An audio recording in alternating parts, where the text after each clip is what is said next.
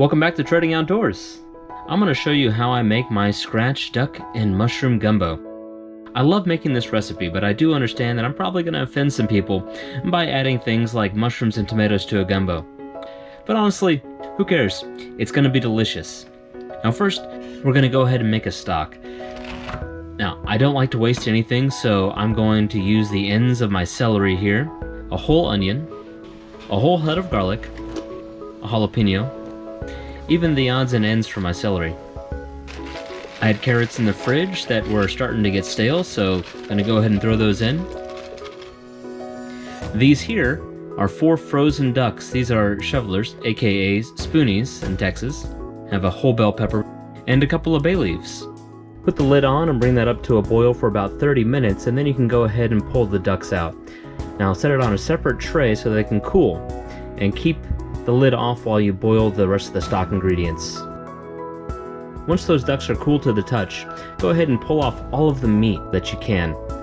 We'll set that aside for later and add the bones back to the stock to boil.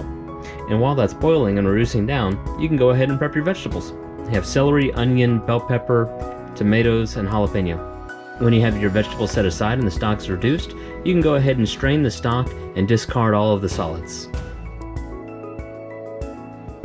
Once your veggies and your stock are ready, begin your roux by adding equal parts butter and flour to a hot skillet.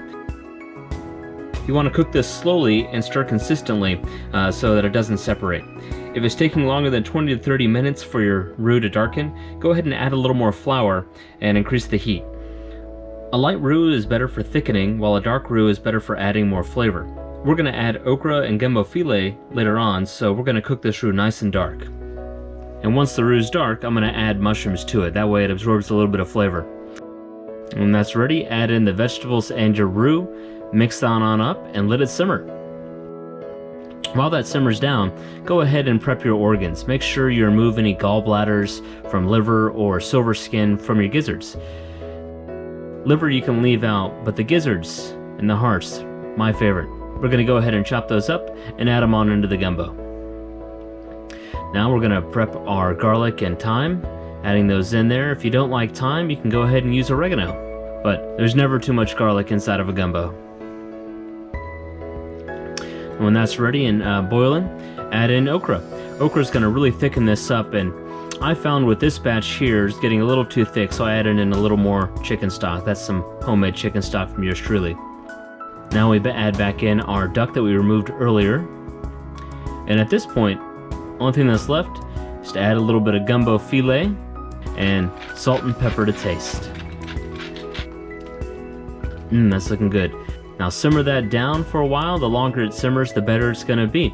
And there you have it, a made from scratch duck and mushroom gumbo. I like to eat this on rice with a dash of Tabasco. Anything that's left over, I'll go ahead and freeze for later.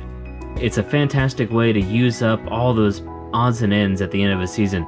Hope you enjoyed it. Hope you got some ideas. Catch us next time on Treading Outdoors.